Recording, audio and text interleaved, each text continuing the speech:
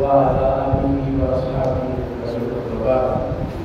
أعوذ بالله من الشيطان الرجيم. بسم الله الرحمن الرحيم.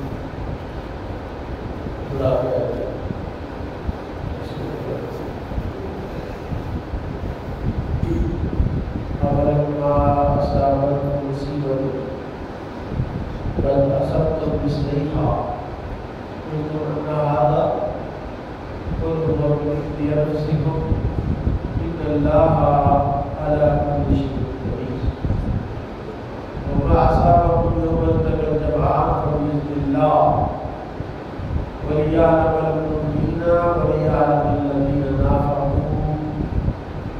وقيل لهم تعالوا قاتلوا في سبيل الله أو ادفعوا قالوا لو نعلم قتالا لاتبعناكم للكفر يومئذ أقرب منهم للإيمان يقولون بأفواههم ما ليس في قلوبهم والله أعلم بما يكتمون.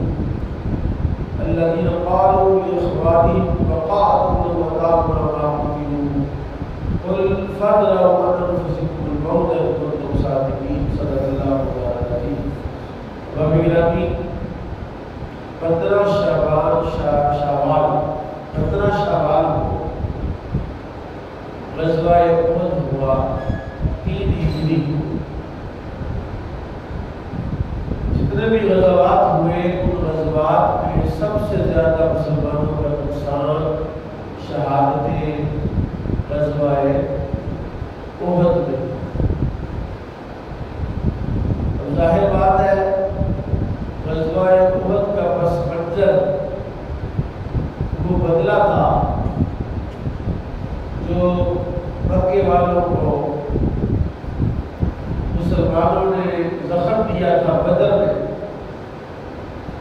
اور وہ زخمی سام کی طرح دل ملا رہے تھے کسی طرح اس کا بدلہ لیا جائے. چنانچہ غزوہ احد جو احد پہاڑ کی یہ دامن پہ پیش آیا، یہ تاریخ اسلام کا ایک ایسا غزوہ ہے جس میں بے شمار اسباب بھی ہیں، بے شمار عظمتیں بھی ہیں اور بے شمار حکمتیں بھی. پورے اس غزوہ کا تو احاطہ نہیں کیا جا سکتا اس آدھے گھنٹے کے درس قرآن پہ، جب آدھا گھنٹہ اور جتنا تو دوبارہ اس کے جو چند نکات ہے وہ میں آپ کی خدمت میں رکھنے کی کوشش کرتا ہوں. غزوہ کے بارے میں رسول اللہ کو اطلاع ہو گئی. آپ نے صحابہ سے مشورہ کیا کہ جنگ یہاں اندر مدینے میں لڑی جائے یا مدینے سے باہر نکل کے لڑی جائے. کچھ لوگوں کا خیال تھا کہ جنگ جو ہے وہ مدینے میں اپنے گھروں میں رہ کر ہی لڑی جائے تاکہ جب وہ مدینے کے قریب آئیں گے تو ہماری لوگ جو ہے وہ چھتوں پر چڑھ کر اپنی زمینگاہوں میں اپنی کچھاروں میں چھپ کر ان پر وار کیا جائے اور یہاں دفاعی نقطۂ نظر سے اور لڑائی کے نقطہ نظر سے یہاں بہتر ہم اپنے آپ کو بچا سکتے ہیں. جبکہ رسول پاک صلی اللہ علیہ وسلم کا خیال تھا کہ یہاں خواتین ہیں، بچے ہیں اور جنگ کا کوئی نہیں پتہ چلتا کہ کس وقت کدھر کو پاسا بڑھ جائے، لہذا ہمیں مدینے سے باہر نکل کے اس جنگ کو لڑنا ہے، اس غزوے کو. تو غزوہ کہتے ہیں اس لڑائی کو جس میں رسول اللہ بنفس نفیس خود موجود، اور وہ لڑائی جس میں رسول اللہ موجود نہ ہو بلکہ رسول پاک نے وہ مہم پر بھیجا ہو، اس کو سرایا، سریہ کہتے ہیں اس کی جمع سرایا ہے. اور جس جنگ میں خود رسول اللہ موجود ہوں گے یا ہیں یا تھے اس کو غزوہ کہتے ہیں. اس لیے اتنے غزوات جن کی تعداد 28 یا 29 ہے، تو ایک غزوہ اور ہونے والا ہے جس کو غزوہ ہند کے سے جانا جاتا ہے. اب رسول اللہ تو نہیں ہے تو پھر اس کو غزوہ کیسے؟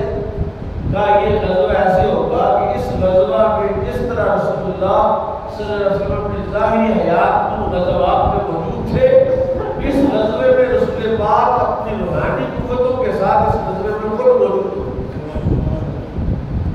تو اس لیے اس کو غزوہ ہند کہا جاتا ہے. تو پتہ نہیں کب ہونا ہے.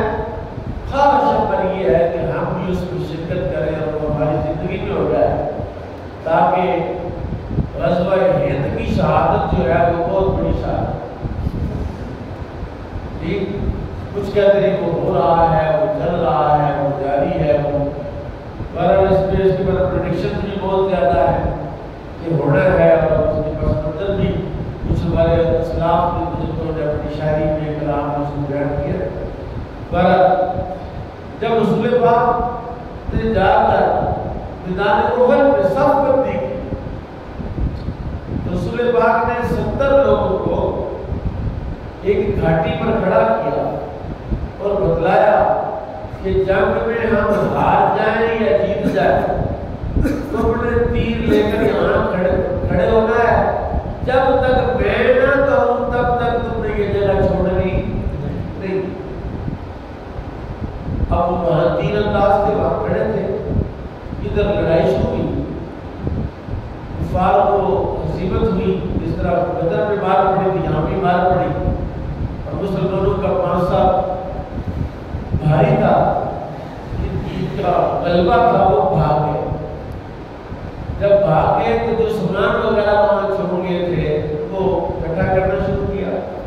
اب یہ جو گھاٹی پر کھڑے تھے لوگ جن کی تعداد 70 تھی یا 40 تھی، انہوں نے دیکھا کہ جنگ تو ختم ہو گئی.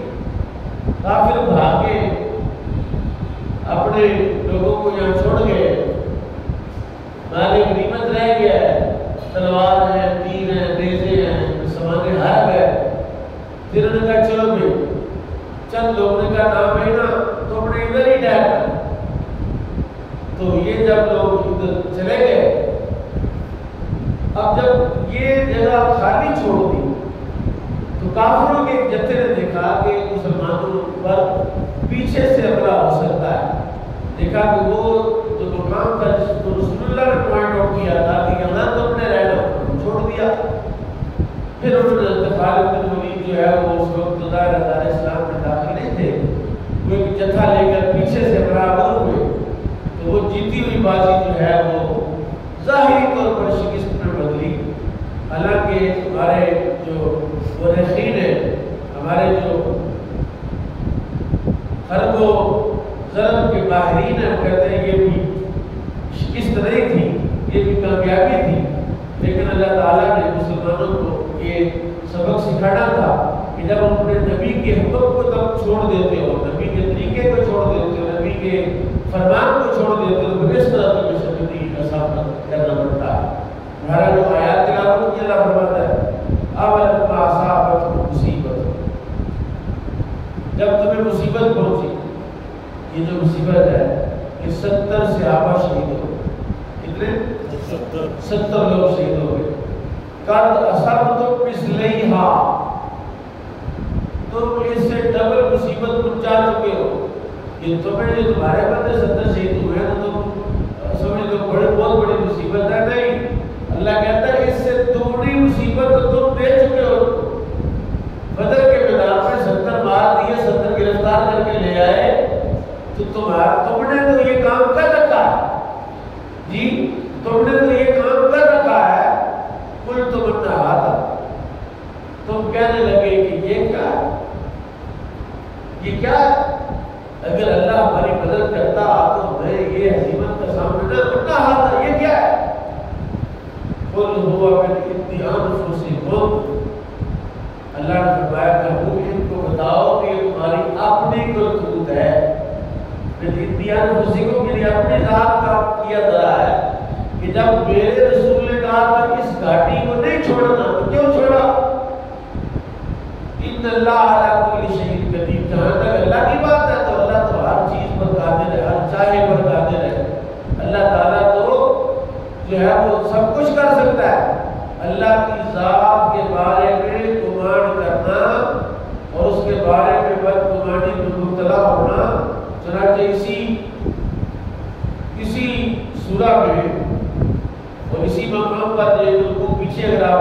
جائیں تو وہاں یہ الفاظ ہے باقاعدہ جی فرمایا کہ ظنون باللہ غیر الحق ظن الجاہلیت، وہاں گمان کرنے لگے اللہ کے بارے میں، گمان کرنے نہ حق گمان نہ حق باتیں کہ دیکھو یار اگر اللہ ہماری مدد کرتا تو ہم بچ سکتے تھے، اگر اللہ مدد کرتا تو ہم ایسے ہو سکتے تھے، اگر نہ حق گمان بد گمانی کرنے لگے، حالانکہ میرا اللہ تو ہر وقت مسلمانوں کے ہے،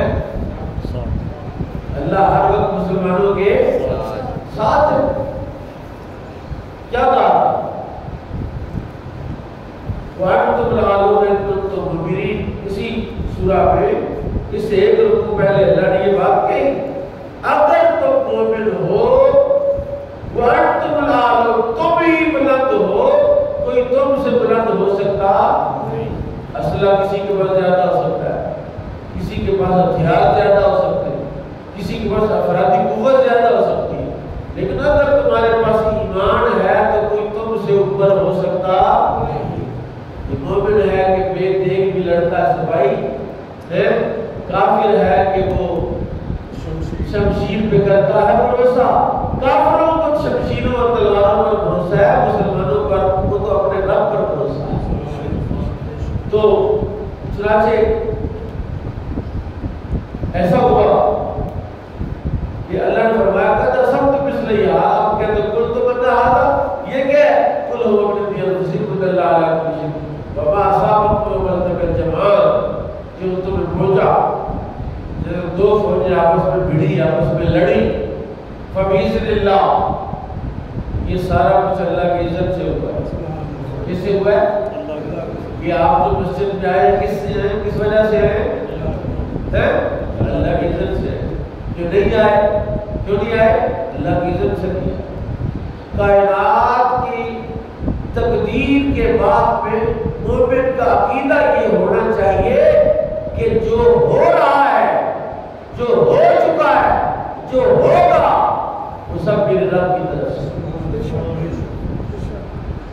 جو ہو چکا ہے ٹھیک ہو چکا، جو ہو رہا ہے صحیح ہو رہا ہے، اور جو ہوگا صحیح ہوگا۔ یہ ڈپریشن کہاں سے آ گئی؟ مومن کے لیے ڈپریشن کہاں سے آ گئی؟ مومن کا تو مطلب ہے کہ اپنے رب پر بھروسہ کرے، اپنے رب پر اعتماد کرے، اپنے رب کو مانے اور یہ سمجھے کہ میرے رب کے جو میرے ساتھ معاملات ہیں اس میں میری خیر ہے، میرے لیے یہ حالات بہتر ہے، کیونکہ میرا 70 سے زیادہ میرے ساتھ پیار کرتا ہے، وہ ظلم کیسے کر سکتا ہے؟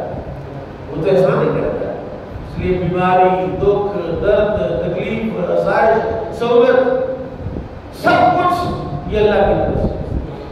فرمایا وما اصابت من ملتق الجمال فبإذن اللہ، یہ سارا کچھ کیسے ہوا؟ اللہ کی طرف سے ہوا، اور اس کی وجہ کیا؟ کہتا وَلِيَعْلَمَ الْمُؤْمِنِينَ، وَلِيَعْلَمَ